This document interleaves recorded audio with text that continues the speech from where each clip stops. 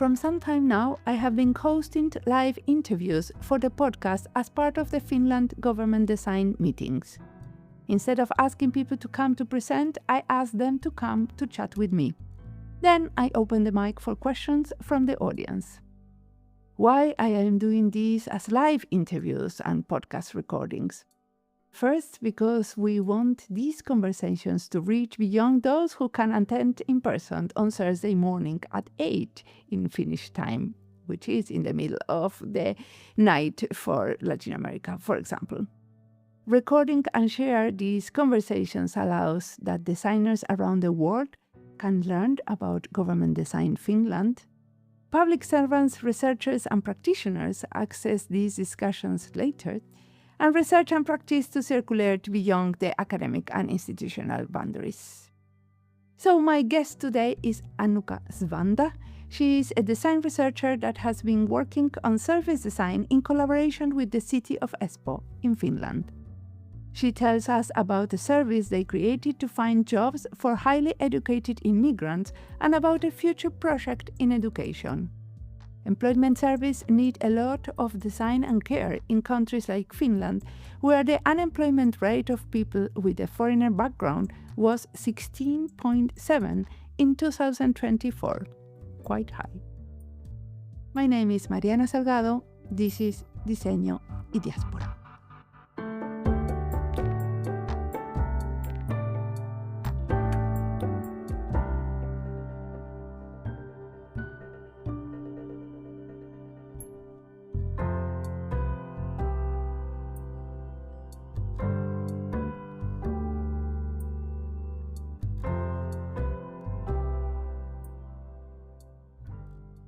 I am Annukka Svanda. I am a design researcher / design doer.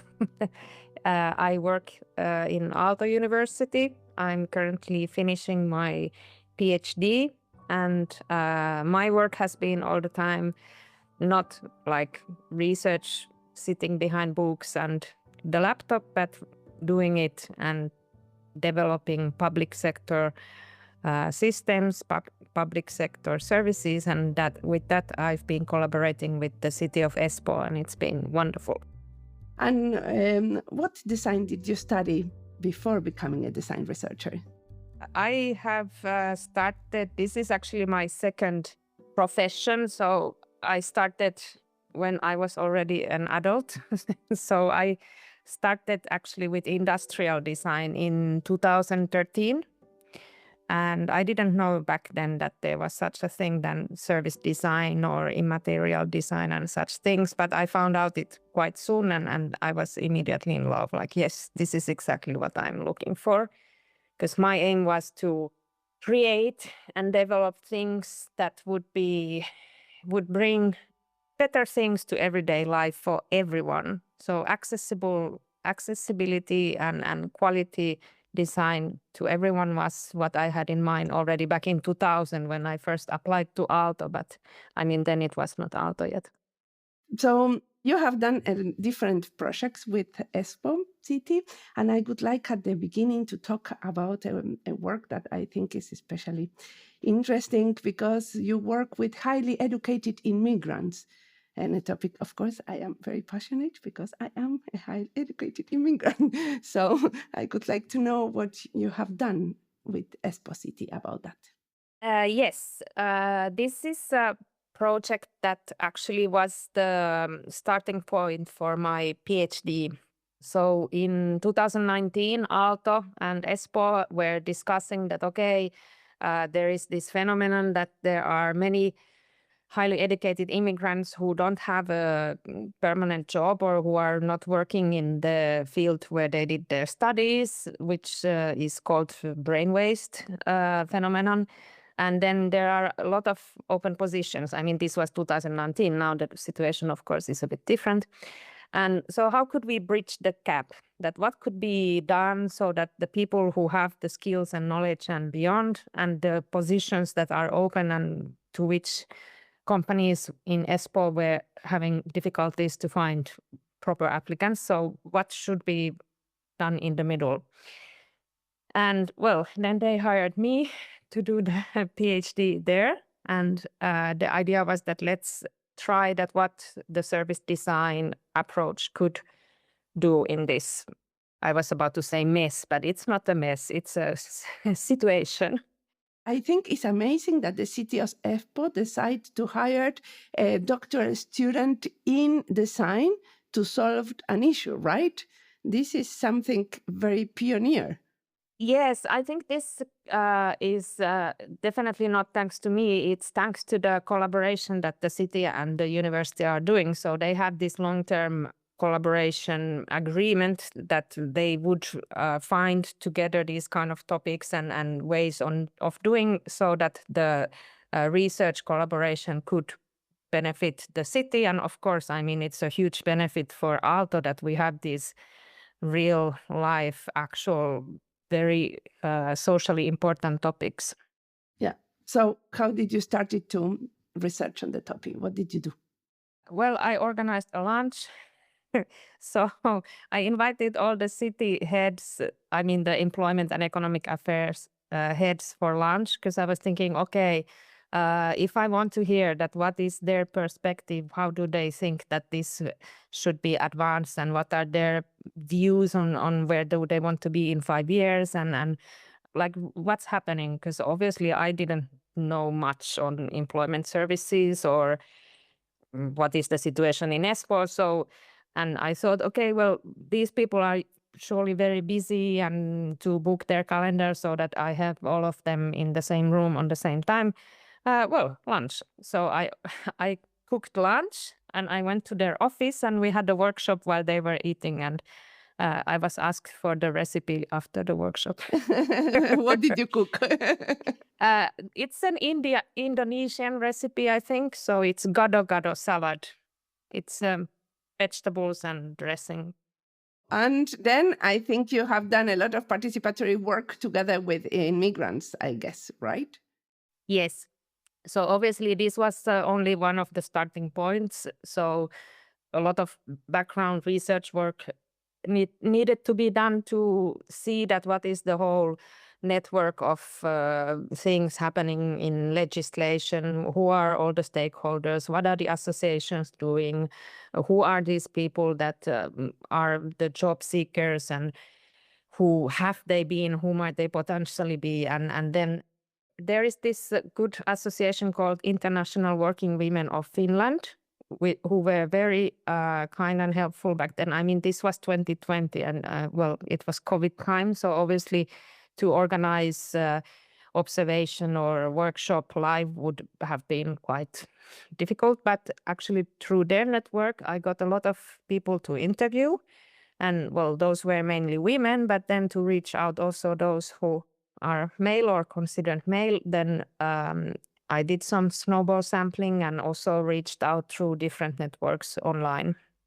From these first initial interviews, actually what was very empowering for me as a person working with trying to collaborate with a big institution, which is the city. Then I made these user personas out of the first interviews and presented them to the city, and they were very sort of enthusiastic, and they really showed that. And I think that's a wonderful trait for people working in a strategic position of the city, that they are able to show that, okay, wow, hey, you are bringing us real knowledge. This is not just our best guesses of what might the people want or need, but really like straight input from actual human beings. And obviously it was quite critical at some points, and the experiences people have had are very strong, because these employment is one of the important things to support our well-being. But that was a nice start also back then to start really digging into the how and where to and what's possible. But also at the end, you design a service, right? A new service. Yes. So while doing this strategy level work, so what I mean with that is that engaging the city decision makers and those that, okay, what can we do and what should we do kind of discussion, then I was told that, okay, there's also this governmental level change coming. So then it was decided that, because before 21, all the employment services were run by the state. And there was the employment reform that in 21, they had 30 municipalities who did a 3-year test that, okay, let's try that. How should the municipalities run the employment services themselves? And in that change, it was Espoo City had already decided that, okay, we will do something for the highly educated immigrants, like a specific service. So that was not it didn't come out of my brains, unfortunately. But it was, unfortunately, because it was a very good thing to think about, but it was already recognized within the city that, okay, this is a special target group. This is something that we should really look at, and definitely not offering the same service for everyone is not functioning. So then we had a lot of, these personas I just mentioned. Then we had a lot of online workshops, online because of COVID, where we had the city employment service planners were joining us, representatives of the customer group, so volunteers who were currently unemployed or who had the experience already from the Finnish employment services. Then also people from different educational institutes, because the idea of this service is that there is a strong connection on potentially having a bit of more education or matching the Finnish market needs. And then also with employers. So the one important thing of this service that is currently running in Espoo is that it's sort of like a recruitment office for the city. So the employers who are private can ask for recruitment help from this service also. So this was working already when you started the recruitment office? No, this new service started in March 21. It's called the Competence Center for Highly Educated Immigrants. Its abbreviation in Finnish is KOSKE. So if you Google KOSKE Espoo, then you find that. And this is first time in Finland that there is a service for this target group that is really city-run and that is functioning also within the public employment system. So it's not like an outside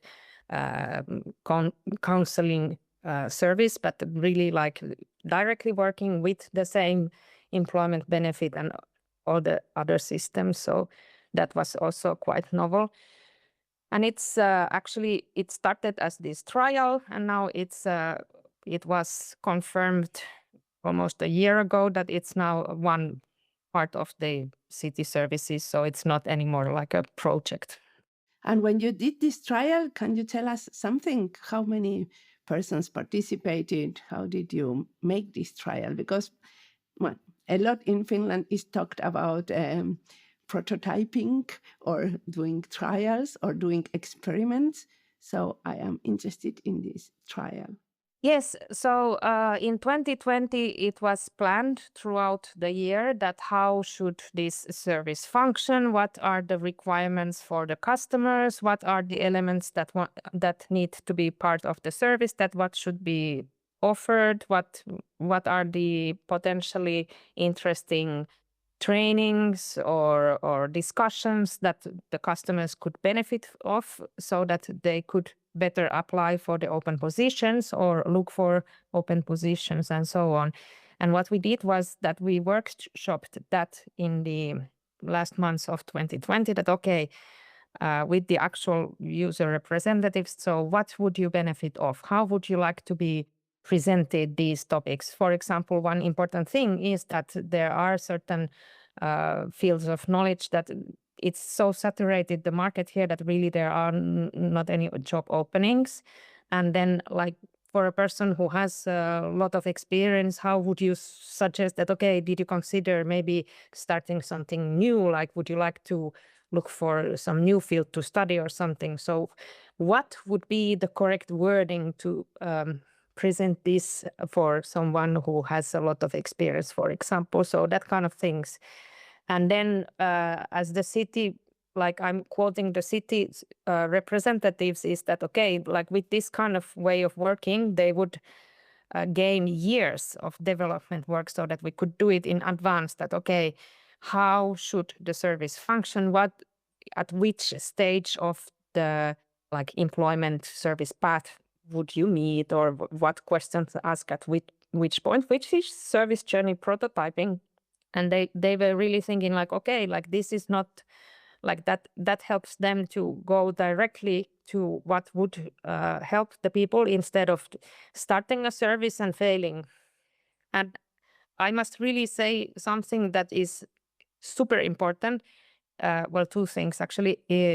The commitment from the city side is obviously in the first place what made this even possible, and then the way what they are currently functioning is all the time iterative. So it's not like okay, we started something in 21 and it's like that. No, they have this iterative development mind, that what functions we keep, what doesn't we don't. And I think that's quite good new way of thinking for the public institutions also. So Can you tell me what is the service about? I don't have the latest view because I have not been working with them anymore the last year. So I couldn't tell in detail what is actually happening. But what I know is that it's always tailored for the person. So there is not really like something like, okay, everyone needs to do this or everyone needs to do that. So there's no obligation as such that you must. Well, obviously they do all these legally binding things that the public employment law requires. But one of the most successful things, for example, as one element of the service, is the support for job interview. So the customers, maybe they have received an email or a call that, okay, we would like to invite you for the interview in 2 days. Then the service, like the civil servants working for this service, they find the time to help then the person before the interview to prepare that, okay, do a test interview, do some kind of, I've never been present to those, so I cannot tell in detail, but sort of simulate. But this is a super nice support. I would like to have this support, someone that trains me before a job interview. Yes, and it's not like usually it's not like something like, okay, let's imagine that it's the actual, like, okay, we know that this is the position, these are the important things, and the let's of course the questions are not known in advance, but sort of to sharpen the pen, that how can this person like show what is their actual best skills and what are they like what is their core knowledge. So I think that's one important thing. Obviously what is done is to look for these jobs. So we all know that there's a very big hidden job market in Finland. I don't remember the percentages, but it's like 80% of the jobs are not publicly announced. So that's also what the service does, that they are looking for these kind of jobs that are not that easy to find or which are not publicly visible. I saw at the numbers, and it's amazing that more than 50% of the ones that have taken this service, they have found employment. Yeah, I asked yesterday for the actual number. I can look at it from the email here. But now is about 50%, because obviously the recent times have been difficult in the employment market. So the average has been a bit lower, but it's I think it's close to 800 people who found job in their own field through the service since it started. So that means we start to talk about quite an important part of Espoo citizens. This is actually what was aimed for, like ideally that there would be this good impact. What that means in numbers is that the price tag of this service, that what does it cost for the city, because obviously there are more people working that the average legal requirement for employment service is. So they roughly the gained gained income is double. So how much the city pays extra is gained in 6 months during 1 year. So this means that it's really worth it to do it. Yes. And this is also completely wiping out all the critics that might be that, okay, if we offer this like personalized service, it's so expensive and there is like we cannot use that much of public effort for helping people. Well, yes, we can and we should. But it's great that they have made the numbers, no? Well, I'm just saying that the state-run employment services never measured their impact. But I guess other cities have been doing that. I should ask. That's a good point. I didn't. I don't know. But also, I know that Helsinki has something similar now started, and then also Vantaa is trying to do this. I don't know if there are people from Helsinki or Vantaa online, but I know that there are similar kind of services that are starting to run there as well. And we are glad to share the experiences. And actually, just for everyone to know, this project will be presented in the Cooler Planet exhibition in September and October in Aalto. So welcome to see our exhibition. I don't know how public service design ended up in an art exhibition, but there we go.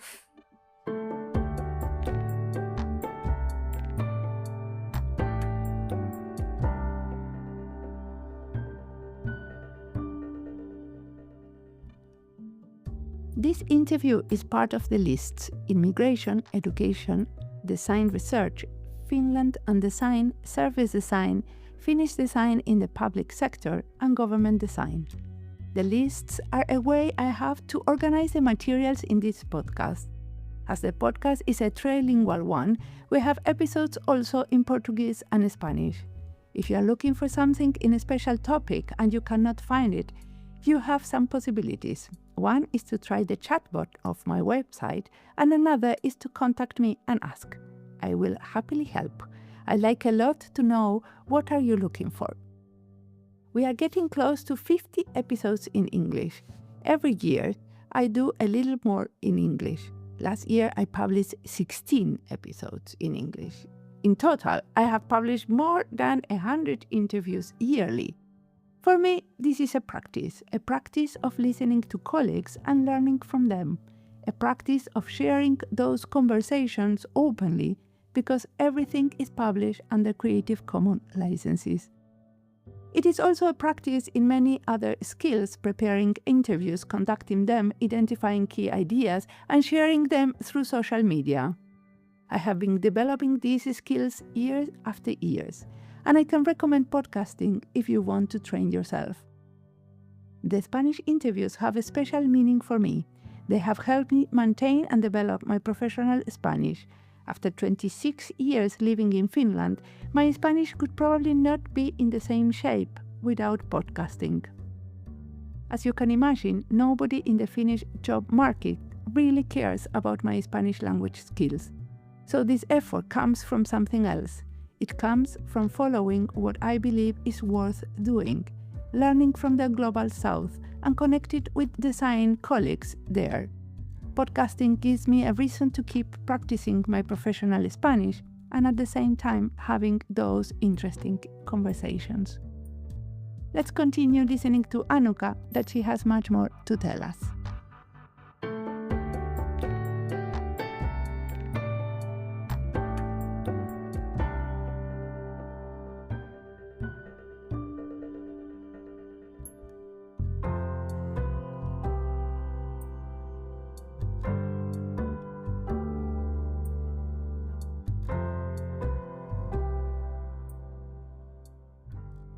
This is a practical part of your thesis. What was the theoretical part that you were writing about in relation to this case?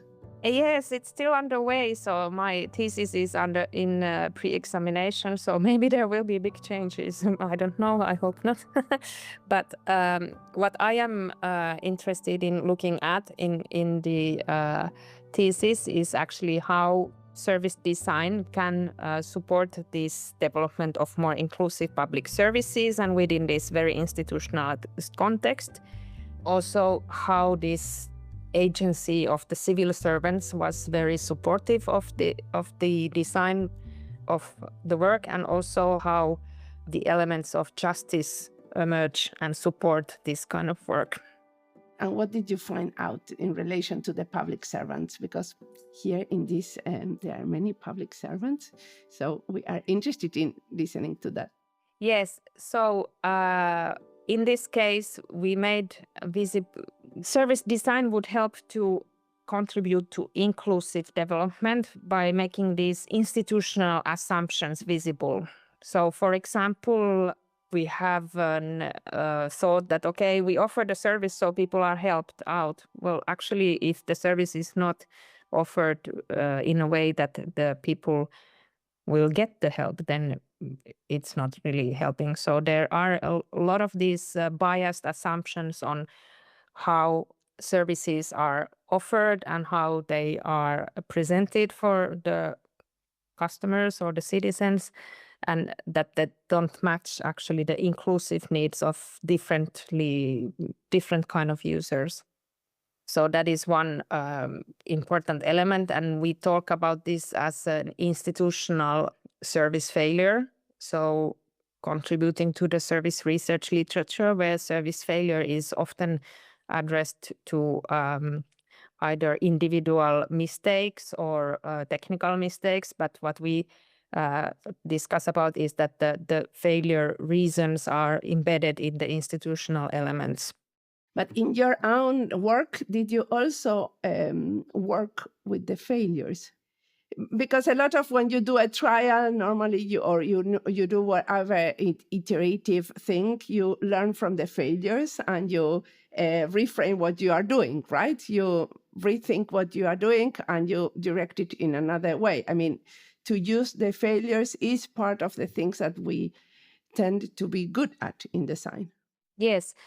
In this case, if we talk about the failures, those were the things that happened in the previous services, which were so not the new development. So what we could say is that, okay, we observed people's experience and we observed how the system was done and run and developed, and how the public system was functioning in all that setting, and then saw that, okay, these are the points where the things are not going as they should based on the people's experience.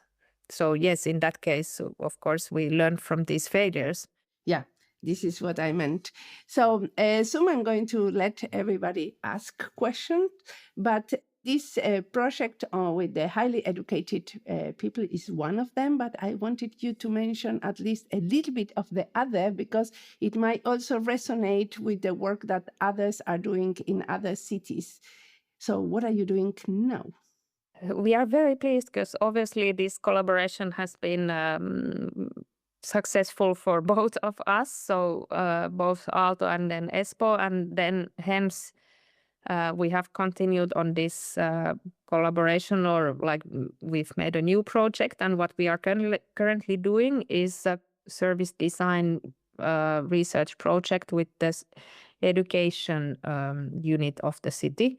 So this was initiated in 2023, and there were results from the learning outcomes of children that there are actually the biggest gaps in all the OECD countries are in Finland and Mexico, that there are 2 years learning outcome difference between the best and the less good students.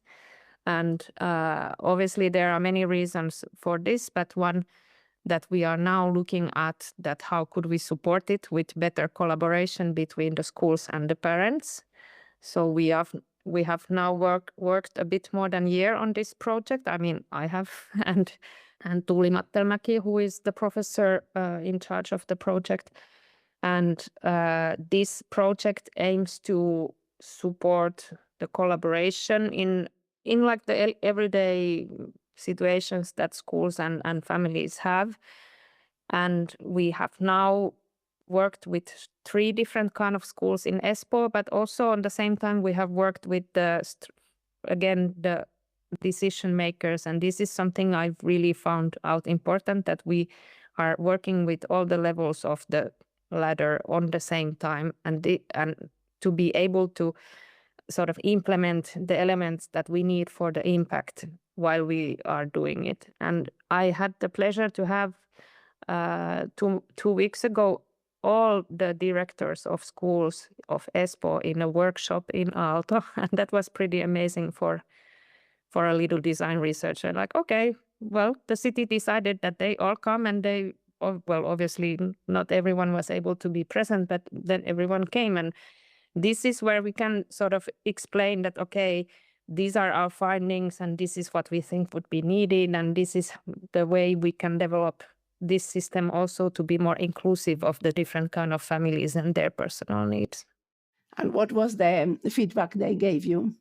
Yeah, well, we had these little friends books, you know, what you had as a child, like, okay, please write your favorite color and all that. We didn't ask for the favorite colors. That could have been an interesting thing as well, but we asked after the workshop, like, okay, what was important and what stayed really in your mind, and what are the things that remained, like we didn't go through.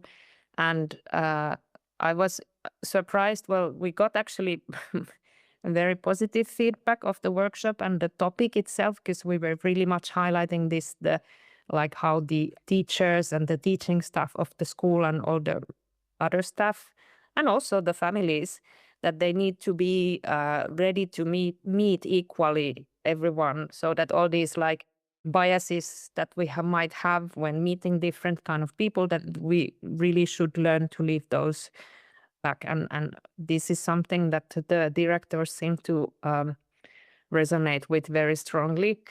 And what was the negative parts were that, okay, we had only 1 hour and that was not really enough. Well, at least we had 1 hour, which was already more than nothing. But that is a big challenge I see a lot in the work, that how to use the time in the way that people feel like, we did this now, and this was. There seems to be often after workshops and meetings and interviews, and maybe after this interview as well, this sort of like, we didn't manage to go through everything. Yeah, it's difficult to feel that you do the things in the right pace, and that people can think in the workshops and not just the field post-its and go from one exercise to the next. Yes, and especially because people are different. Yes, because some people, they are very like, okay, next thing I got this. And some people really like, they take their time to adapt. And that is also something we should take much in consideration, I see. Is there something that I should have asked you and I didn't? Because you say that you feel like we are rushing. Now we have the time. I'm sometimes thinking that how to support designers to be empowered to have a social impact and to make it somehow visible. And I mean, we all do an important work and we all have a very big agenda, but that people would feel very supported of it and think that they are in the position of power to support other people and have I mean, I have this rainbow thinking maybe, but to support people to make a better world. So I'm thinking that how would the institutions and how would the system be a bit more positive towards that kind of thinking as well? If the city of Espoo now took your findings seriously, no? What would you think that they would need to change? Not just the services, but in how we understand the roles and the legitimacy and the agency of the civil servants.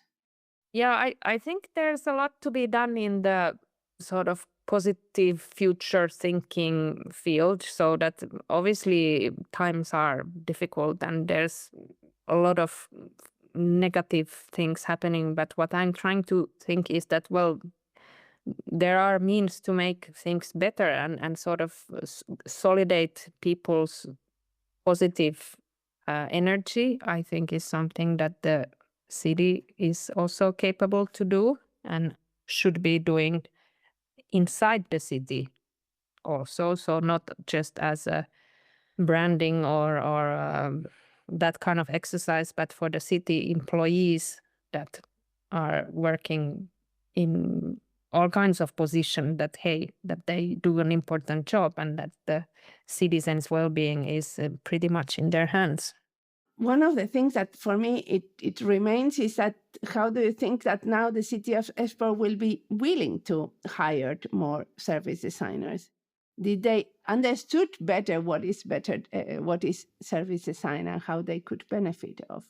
Why should they hire service designers instead of gaining the design skills themselves? I think that is what has happened, and I don't see it as something that should be siloed or something that only the service designer in the city is doing, but is more like that everyone would be doing and gaining the designerly methods and ways of thinking. And what I mentioned earlier about the iterative service development, I think that would be, well, obviously I want a job as well, but but I think that is the way it should be seen.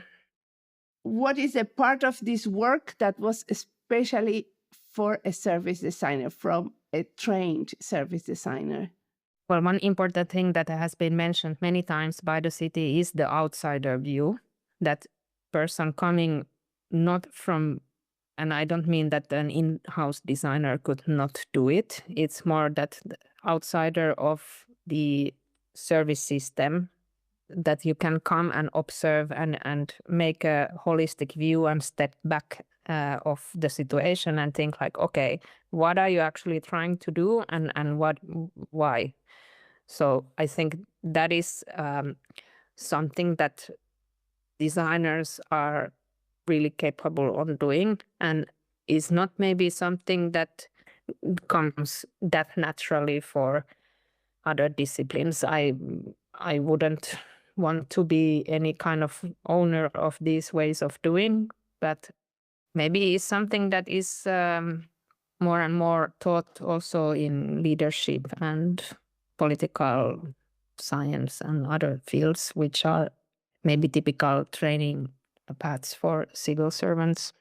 Well, I also think that the fact of working with all levels in parallel is something very special, no? Like that you could have the policymakers together with the directors of, for example, the rectors of the schools and also the families. This is something very particular, no?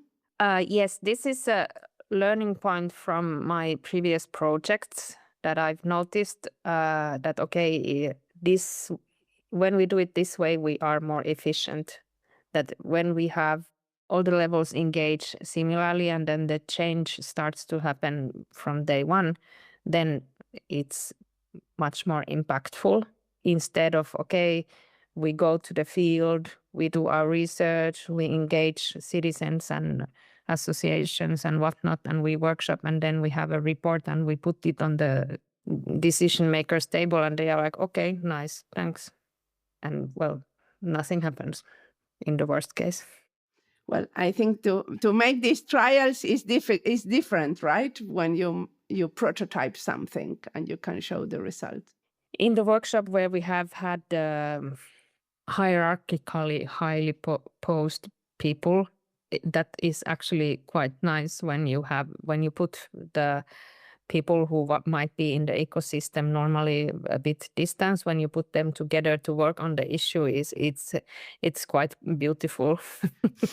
Perfect. So a couple of words about the future. Where is your practice going now that you are finishing your PhD? Well, I started the PhD by saying like, I'm not an academic. I would really hate to end up just writing papers. I think if I'm ever gonna stay in the academia, it's always gonna be with the practice-based research through design way of doing, really, because that's, I think, is something that is for me very important, that I always have the people and their need in the core of my work. So I hope that's the future. I mean, this project that we are now working with the schools is very potential to bring further in Finland or Europe, let's say. Okay, thank you a lot for the interview and for being with us.